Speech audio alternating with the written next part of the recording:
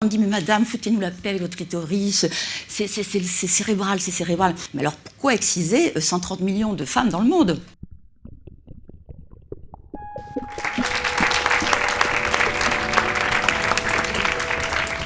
D'abord, je vous remercie, je suis ravie d'être chez les Ernest pour vous parler d'une chose redoutable et redoutée, qui est le plaisir sexuel féminin et le clitoris. Le clitoris est probablement la terreur des Homo sapiens, car il faut savoir que 130 à 140 millions de femmes sont excisées dans des conditions épouvantables. C'est-à-dire qu'on leur sectionne le clitoris, quelquefois une partie des organes génitaux externes, des petites lèvres. Il faut savoir également que, à l'heure où je vous parle, au moment où je vous parle, 4 petites filles, 4 bébés, 4 jeunes filles sont excisées à la minute. Et que 10 à 15% d'entre elles vont décéder dans les heures qui suivent et parfois dans le mois qui suit d'infection ou d'hémorragie cataclysmique. Donc, et ceci depuis la nuit des temps, puisqu'on a retrouvé des momies qui étaient excisées. Donc en Occident, on a fait moins sanglant, mais on n'a pas fait moins sournois, car le clitoris a été un organe complètement oublié des traités d'anatomie. Quand il était traité de façon erronée. Et moi, je me rappelle quand j'ai fait ma gynécologie, c'était 2 petites pages vite expédiées, puis du reste, on ne l'apprenait pas parce qu'on n'était jamais interrogé dessus, puis en fait, tout le monde s'en foutait. Et en fait, je travaille avec le docteur Pierre Foldès, qui est spécialiste de la réparation des mutilations sexuelles et qui a mis au point une technique pour réparer le clitoris de ces femmes affreusement mutilées. Et le docteur Pierre Foldès me dit toujours, en Occident, nous avons nié, oublié, nous avons excisé mentalement le clitoris. Alors, je dois vous dire également que la médecine sexuelle féminine n'existe pas. Pratiquement pas, est à ses balbutiements.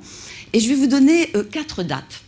La première date, c'est 1998. C'est la première fois où une équipe australienne décrit vraiment ce qu'est un clitoris avec une dissection validée. Mais je vous ferai remarquer que 98, c'est aussi la date d'arrivée du Viagra sur le marché. Donc les hommes avaient déjà le traitement de leur fonction sexuelle, dits érectiles, que nous, les femmes, ne savions même pas encore comment nous étions faites, y compris les gynécologues. La deuxième date, c'est 2005. C'est la première résonance magnétique du clitoris. 2005, c'est il y a 5 ans, c'est très très peu. 2008, avec le docteur Pierre Foldès, on fabrique des coupes échographiques en 3 dimensions du clitoris. Et en 2009, au sacrilège, on fait une échographie du clitoris durant le coït. Donc là, maintenant, après ce long préambule, je vais vous montrer quelques images. Alors, tout d'abord, l'image du clitoris. Alors, je vous ai épargné les images de dissection anatomique qui ne sont pas très, très jolies. Alors, comme vous voyez, le clitoris n'est pas simplement ce petit bouton que vous pouvez voir ici quand on déplisse une vulve, qui peut être rose, violacé ou congestif en fonction de son état d'excitation sexuelle. C'est un organe bien plus large que ça. Il est constitué d'une double arche. Vous voyez, cette première arche s'appelle les corps caverneux. Ils peuvent faire 12 à 15 cm.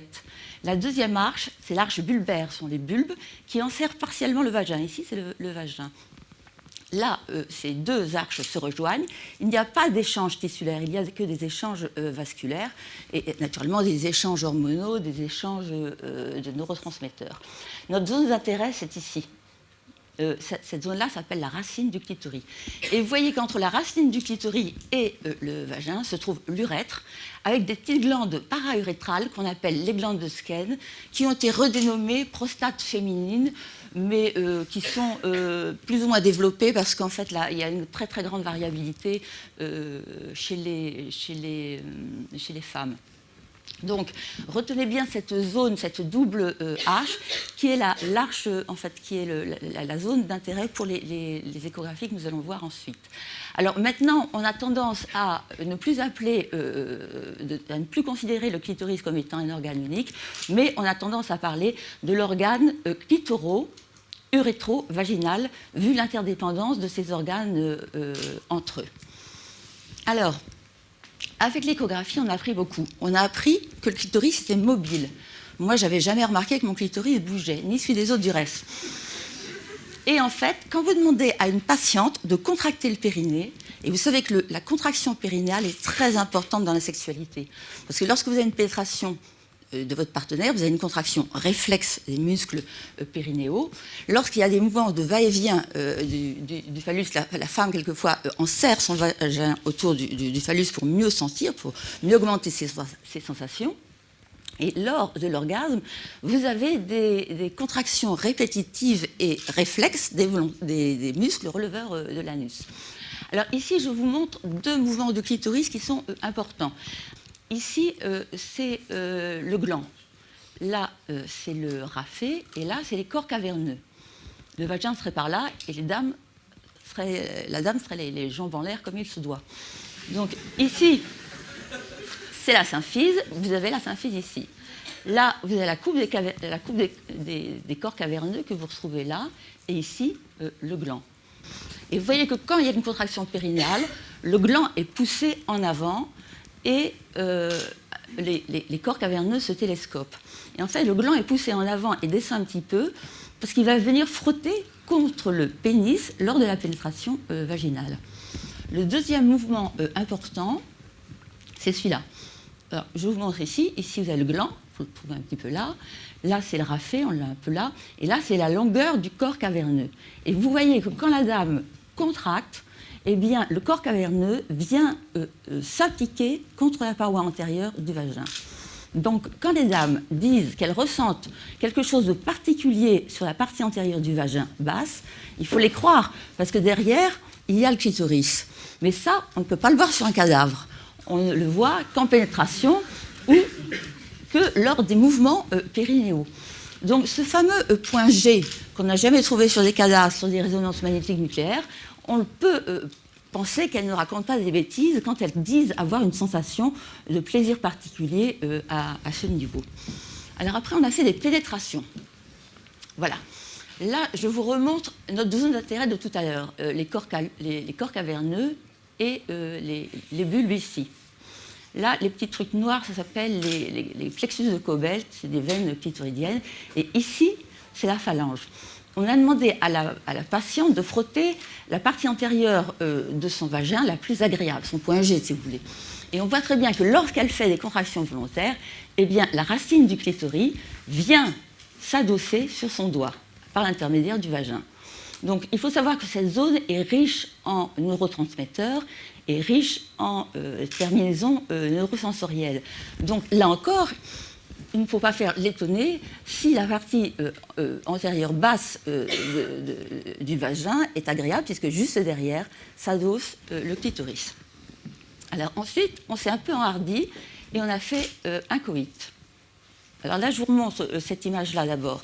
De reconstitution volumique. C'est une image qui appartient au docteur Pierre Foldès et qui me l'a prêtée pour l'occasion. Vous voyez bien que quand le doigt accroche la paroi antérieure, eh bien, il y a des phénomènes mécaniques, mais on peut penser qu'il y a des phénomènes vasculaires, des phénomènes glandulaires, des phénomènes neurologiques. Il se passe quelque chose dans cette région-là. Il se trouve qu'on ne sait pas encore bien quoi. Alors, ensuite, donc, nous avons fait une pénétration coïtale. Alors, je vous montre. Ça, c'est le monsieur. Et ça, c'est la dame. Alors, vous avez la coupe de la verge, le corps spongieux, les deux corps caverneux. Et là, vous retrouvez les corps caverneux du clitoris. Vous retrouvez les plexus de Cobelt, les petites veines. Les bulbes sont écrasés par le pénis. Et vous voyez que le clitoris est complètement écarté et complètement stimulé lors des mouvements d'aller et venue de la verge. Et vous voyez aussi comment ça a un petit peu augmenté des volumes, parce qu'il y a des phénomènes vasomoteurs qui vont faire que le clitoris va quasiment doubler de volume. Donc là encore, la verge est bien dans le vagin. Le vagin est à peu près ici, on ne le voit pas très bien. Mais derrière, s'adosse le clitoris. Donc, il ne faut pas faire l'étonner si ça fait du bien à ce niveau-là, quoi. Donc, il faut savoir que les femmes décrivent deux types d'orgasmes. L'orgasme clitoridien, par stimulation externe du clitoris et par cunnilingus, et l'orgasme vaginal. Dit vaginal parce qu'en fait, vous voyez bien que même si la verge est dans le vagin, c'est tout de même bien le clitoris interne qui est stimulé. Et l'orgasme vaginal est décrit comme un orgasme qu'on peut obtenir par pénétration sans stimulation concomitante du clitoris. Il est réputé être plus voluptueux et plus intense. Mais ce sont des perceptions. On ne sait pas si ces orgasmes sont en fait différents ou si l'orgasme vaginal est simplement plus important que l'orgasme clitoridien. Alors, naturellement, nous savons très bien que tout ne passe pas par le clitoris et que l'orgasme, c'est un phénomène cérébral. Et une équipe hollandaise a fait une résonance magnétique nucléaire chez des femmes. Alors, je vais vous montrer. Il peut s'arrêter. Voilà.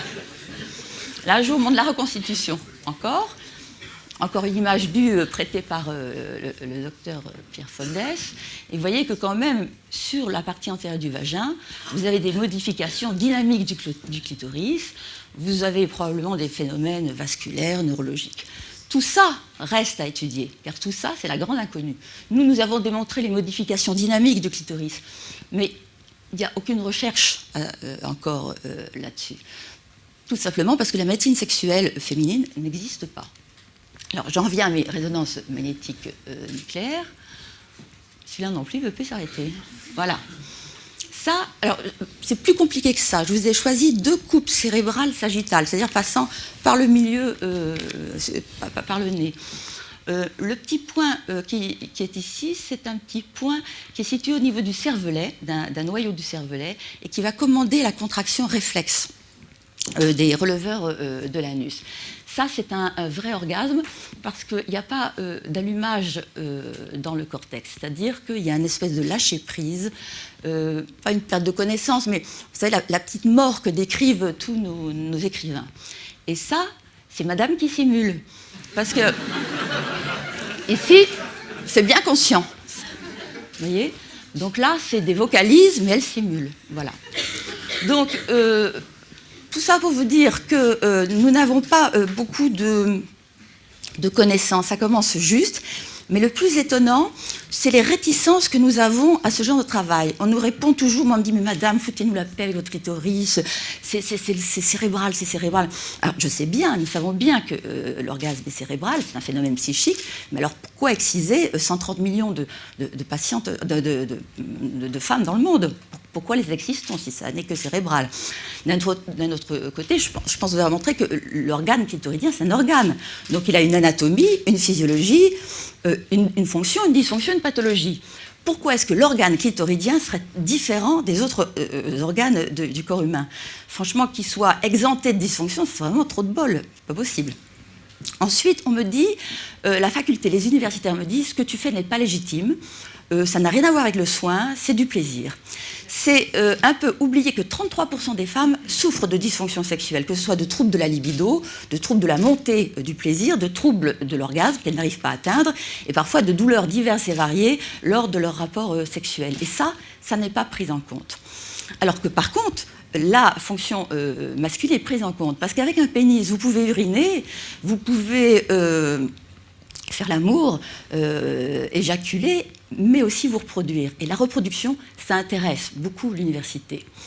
Alors, je fais le parallélisme avec la contraception, qui dans les années 50 n'a jamais été développée par les voies académiques. Jamais l'université se serait abaissée à faire de la contraception, c'était quelque chose d'inconvenant. Et un confrère me racontait que quelquefois, chez les gynécologues, on voyait sur les portes punaisées pour la contraception, on les voir ailleurs.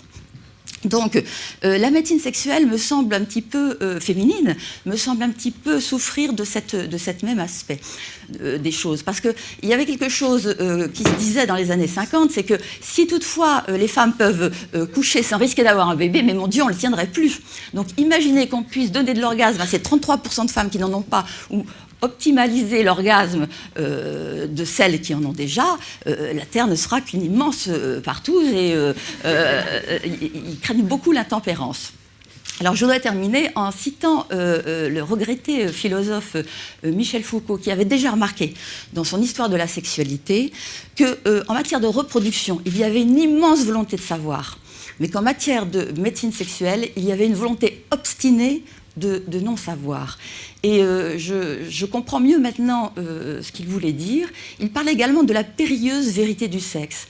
Et depuis que j'ai commencé ces modestes travaux en collaboration avec le docteur Pierre Foldès, et en voyant toutes ces sortes de résistances qu'on nous oppose, je comprends un peu mieux ce qu'il voulait dire par là. Voilà, je vous remercie.